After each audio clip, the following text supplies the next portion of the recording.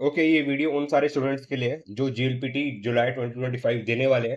चाहे आप N5 दे रहे हो या N1, आपको आपके लिए ये वीडियो बहुत ज़्यादा हेल्पफुल रहेगी एंड इस वीडियो को एंड तक देखना। आपको बहुत कुछ चीज़ें पता लगेगी। तो सबसे पहले आपको, अगर आप N5 दे रहे हैं, अगर आप पहली बार एग्जाम दे रहे हैं, तो आपको एक चीज़ ध्यान देनी है कि आपको जब आप एग्जाम देने जाओ तो आपकी आपका एडमिट कार्ड और आपकी फोटो आईडी, चाहे वो आधार कार्ड हो, ड्राइविंग लाइसेंस, जो भी हो, आपको वो लेके जाना है। एंड एग्जाम में पेन का यूज नहीं होता। आपको पेंसिल्स और इरेजर अपने साथ रखना है, शार्पनर के साथ। आप पेन रख सकते हो बट एग्जाम में पेन का यूज नहीं होता। ऑल्सो स्मार्ट वॉच जो है, आप पहन के नहीं जा सकते, तो प्लीज एनालॉग वॉच पहन के जाना। अदरवाइज स्मार्ट वॉच आपकी एग्जाम से पहले ले लेंगे एंड फिर आप टाइम नहीं देख पाओगे। तो आपके लिए बहुत जरूरी है एनालॉग वॉच पहनना।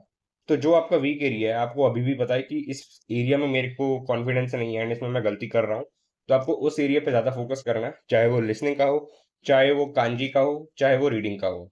आपके पास अभी भी एक दिन है, तो आपको अच्छे से वोकेबलरी लिस्ट को कवर करना है एंड कांजी लिस्ट को कवर करना है, ताकि आपका जो वीक एरिया है वो वीक ना रहे एंड आपको उसमें भी कॉन्फिडेंस आए। ओके। नेक्स्ट चीज जो आपको ध्यान देनी है, एग्जाम में टाइम को मैनेज करना सबसे ज्यादा इंपॉर्टेंट है।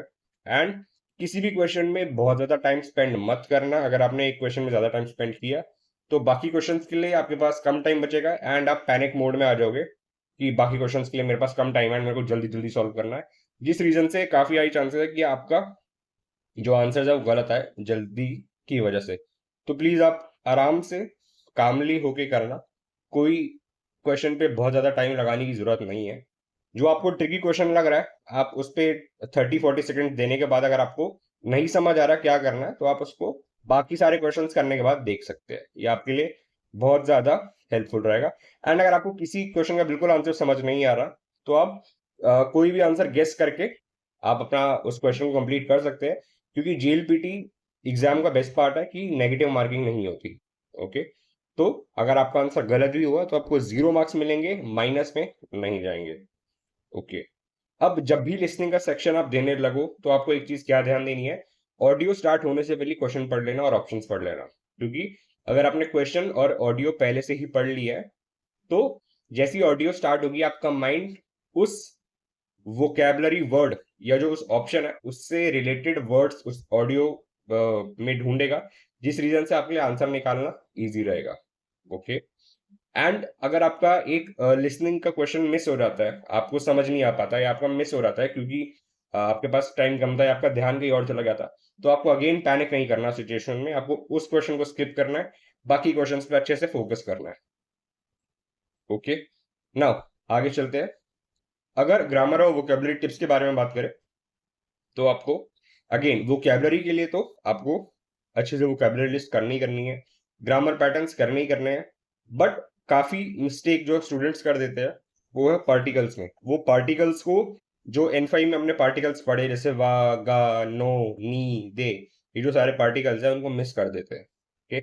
जिस रीजन से उनको बहुत डिफिकल्टी आती है एंड क्योंकि उनके पार्टिकल्स का कॉन्सेप्ट बहुत अच्छे से क्लियर नहीं होता उनके माइंड में, जिस रीजन से वो मिस्टेक कर देते हैं बेसिक क्वेश्चंस के अंदर। तो आपको ऐसा नहीं करना। प्लीज आपको अच्छे से पार्टिकल्स की प्रैक्टिस करके जाना है। ओके। हम नेक्स्ट बात करते हैं रीडिंग। रीडिंग पैसेज में आपको क्या करना है। रीडिंग पैसेज में अगर बहुत बड़ा पैसेज है, आप पे टाइम कम है, तो आप क्या कर सकते हो, फर्स्ट पैराग्राफ और लास्ट पैराग्राफ पढ़ सकते हो, जिससे आपको थोड़ा आइडिया मिल जाएगा कि ओवरव्यू या मेनली किस टॉपिक के बारे में बात की गई है इस इस रीडिंग पैसेज के अंदर। ओके।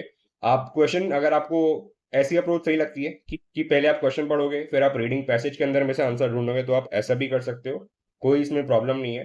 हर स्टूडेंट का आंसर फाइंड आउट करने का तरीका होता है। कोई पहले क्वेश्चन पढ़ता है फिर पैसेज पढ़ता है, या कुछ बच्चे पहले पैसेज पढ़ते हैं फिर क्वेश्चन पढ़ते हैं। तो आपको जो तरीका ठीक लगता है, आपके लिए सूटेबल है, आपके लिए जो वर्क करता है, आपको वही करना है। एंड टाइम पे अपना तरीका चेंज मत करना प्लीज।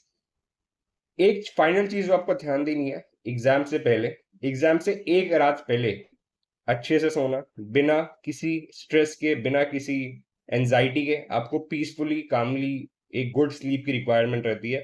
अगर आप अच्छे से नहीं सोए, डेफिनेटली अगले दिन आपका एग्जाम में काफी सिली मिस्टेक्स आप करके आओगे। तो आपको एग्जाम से एक रात पहले से कूल, काम, कंपोज रहना है। क्योंकि अगर आप एंजाइटी और पैनिक में रहे एग्जाम से पहले, तो एग्जाम में आप काफी मिस्टेक्स करके आओगे। ओके। तो आपने उस चीज से बचना है। तो प्लीज़ अपने आप को स्ट्रेस फ्री, काम कंपोज़ रखना, आपका एग्ज़ाम अच्छा जाएगा। ऑल द बेस्ट सारे स्टूडेंट्स को।